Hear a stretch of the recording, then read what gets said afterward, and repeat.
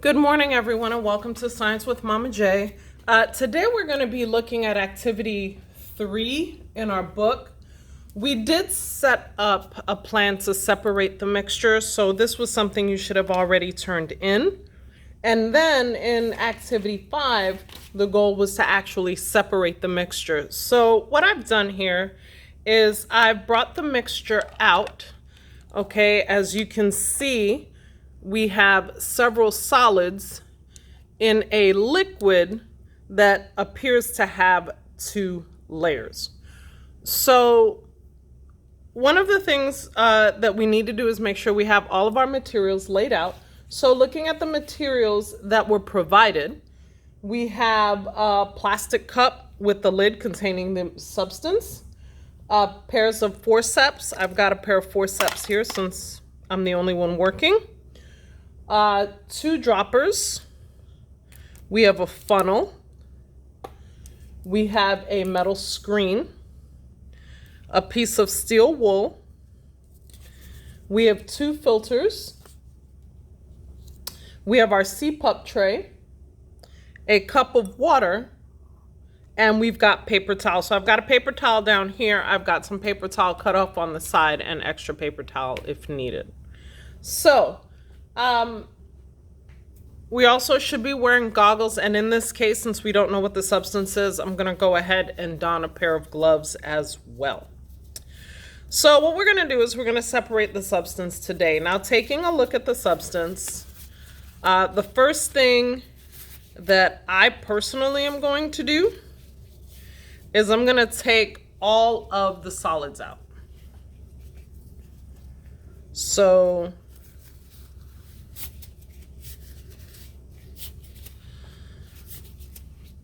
I have a couple of choices. I could use a cup or I could use my CPUP tray. So since I have different solids and I want to classify them, I'm going to go ahead and I'm going to put the different types of solids in the different trays.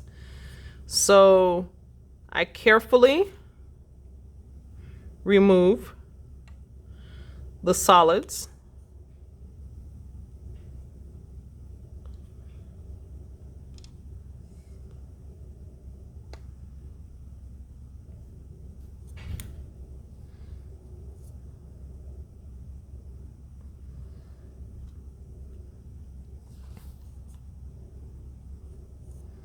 And I place each, dropped it. I place each type of solid in its own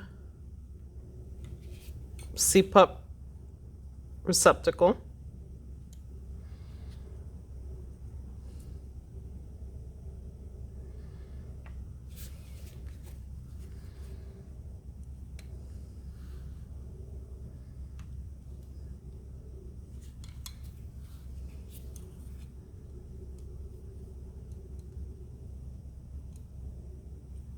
Now, I'm working with gloves because since the substance is unknown, I don't know whether or not the substance is caustic.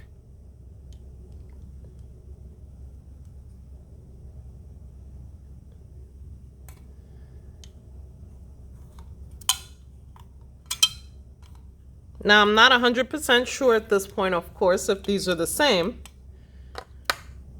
So cursory glance tells me they're not. So I'm going to put them in 2 different spots. Now, I am left with my liquid. Now, my liquid kind of got a little mixed up a little bit with me playing with it. So I'm going to go ahead for now. I had some bubbles that were stuck at the bottom. So I'm going to go ahead for now and I'm going to leave it. And I'm going to focus on cleaning my solids. So taking this solid, I'm going to go ahead and I'm going to clean it.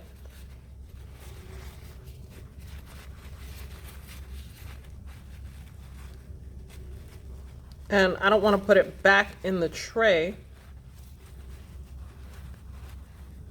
I'm just going to take all the moisture off of it for now. So I'm going to lay it on a piece of paper.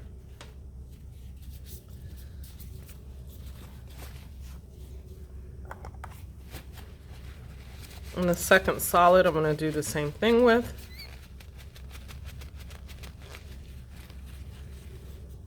And like I said, I'm just cleaning off the majority of the stuff.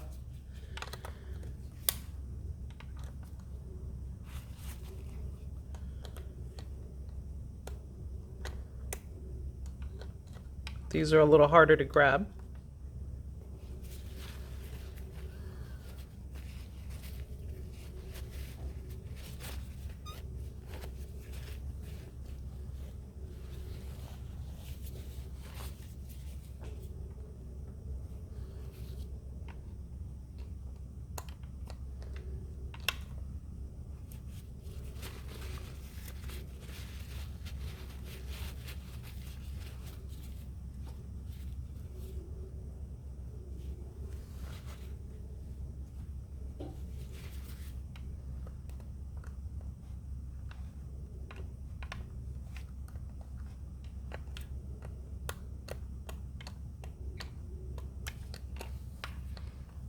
These are very difficult to grab when they're stuck to the bottom because they're flat.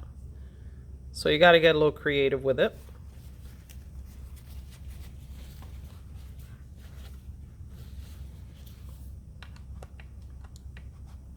Oh, I put it back in there. I didn't realize it was stuck. Let's go ahead and get it out again. Okay, there we go.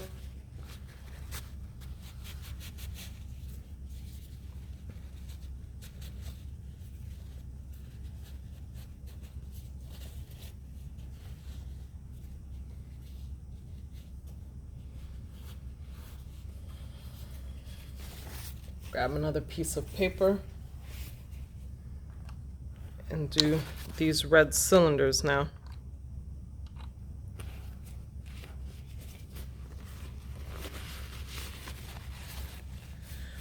The red cylinders are a little bit trickier because they have a hole in the center and it's hard to clean the center. But a cursory cleaning right now is what we need.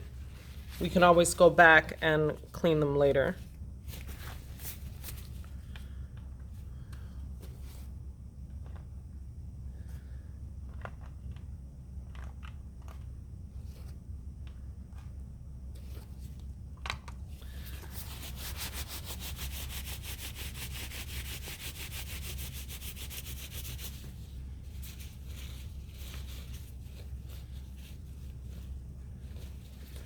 Oop. Don't want to drop our cylinders.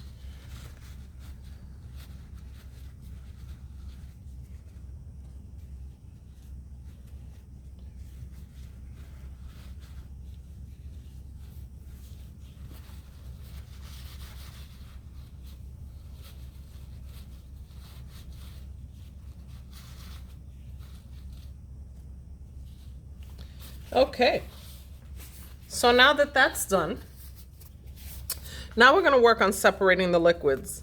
Now, taking a look at the liquids, there is definitely a viscosity difference. I know it's hard to see from here, but if I tilt this slightly, you could see that there is a distinct density difference where the clear liquid is suspended above and the orange liquid is sitting down below. So what I'm going to do in this case, because they're both very thin liquids, I'm actually going to use a dropper. And I'm going to very carefully off of the top, and I'm watching what I'm pulling as I do it. I'm very carefully siphoning the liquid off of the top. So let me get down a little bit lower to see it better, without, of course, involving the liquid on the bottom. So there are several ways that this can be done, but the key to this is slowly and carefully. And watch your dropper very carefully so that you're not picking up the other substance. Since the other substance is a different color, it's very easy to see if it enters into the pipette and then stop and reverse. But the key here is patience, because if you pipette too fast, you wind up picking up both substances and you won't have a pure sample.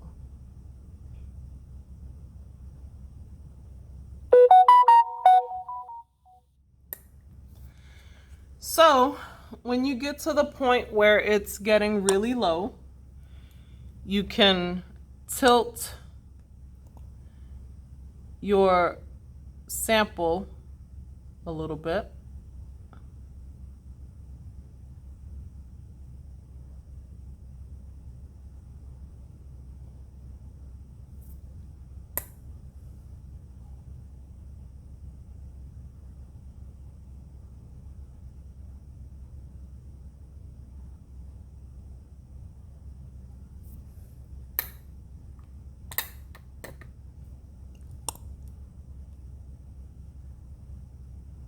And continue to pipette.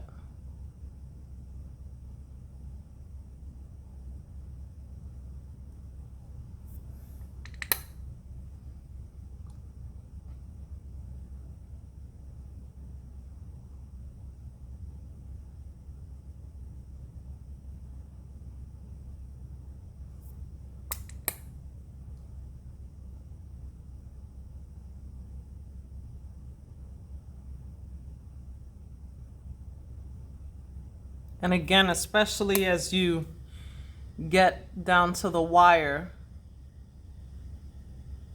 with this first substance, slow and steady.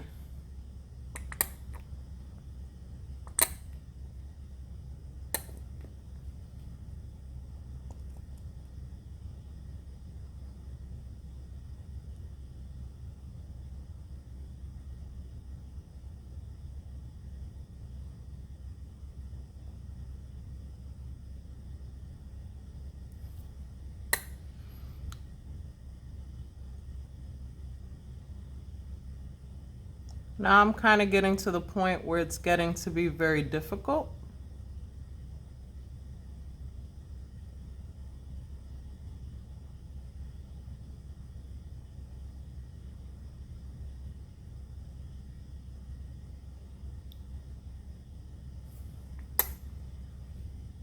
So I'm gonna switch off, and now I'm gonna bring my pipette all the way down, and I'm gonna siphon from the bottom. So I've switched pipettes because in order to keep a pure sample, you have to use clean pipettes. And I'm pulling from the bottom. And I have a lot more fluid on the bottom, so I can siphon pretty freely right now, or pipette pretty freely.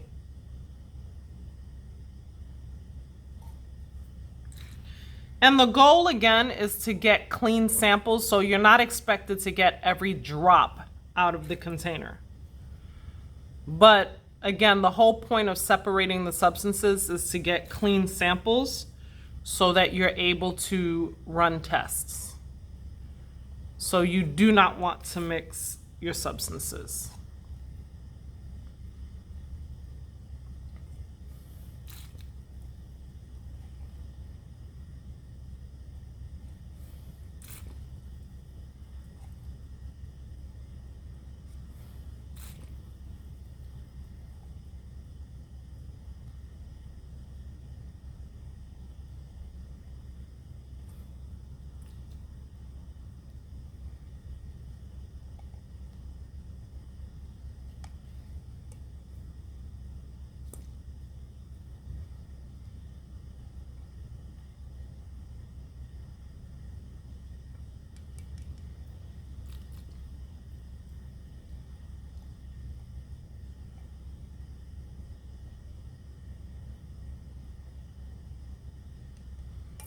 Now, once again, I'm getting down to the wire here. Oh.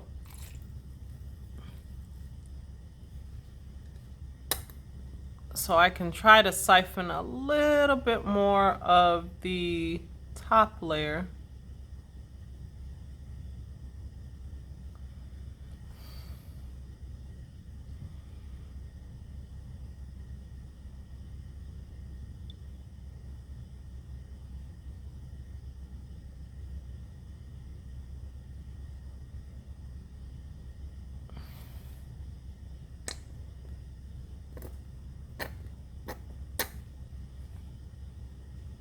Okay, so there is a little bit left in here, but I do not want to risk contaminating my substances.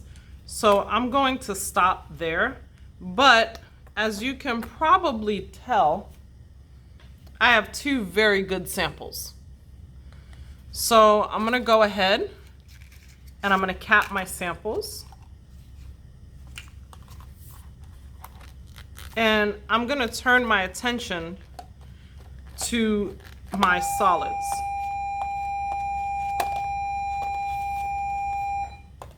So this one appears to have a little bit of rust on it. So I'm going to go ahead and I'm going to clean this one off to get any of the rust on it off with the steel wool. Don't want to, ruin it too much, but I want to take off anything off of the surface.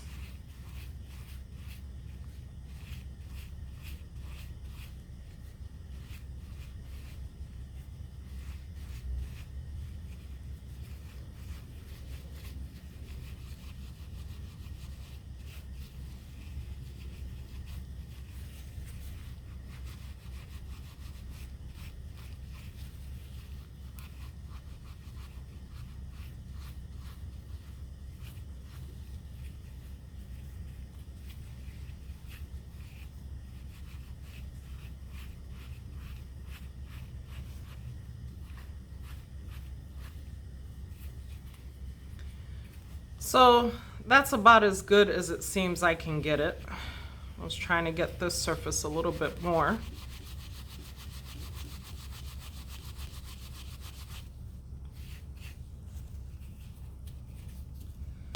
This one looks pretty good. There's no rust or anything on it. And these are plastic and don't require steel wool cleaning. So I'm going to take my substances for now. And I'm going to go ahead and put all my solids in the same container because they don't appear to react with anything. Okay, my cursory glance is that I have 2 metals and 2 plastics. So I'm just making sure they're dry. Later on, when I'm ready to test, if I want to wash them, I can. But one thing I do want to point out, if I'm washing anything with water, since I don't know what the substance is, the liquids, I cannot put any of that water down the sink. So I'm going to go ahead and get my substances. So now I've got my upper layer, which is nice and clear, my lower layer, which is a yellowish orange, and I've got all of my solids. And I'm going to discard my steel wool and my paper towel.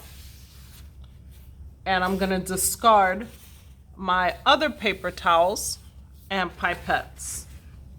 Now, I did not have to use, based on what I did not have to use any funnels or anything like that. So those are clean. So the CPUP tray and my forceps will have to be washed, but they'll have to be washed in a basin. And that basin will then have to have the water dumped into a container and held until we know whether or not the substance can go down the sink. So I hope that helps you understand how to separate substances. If you have any questions, please feel free to drop me a comment, and I'm looking forward to seeing you soon. Bye.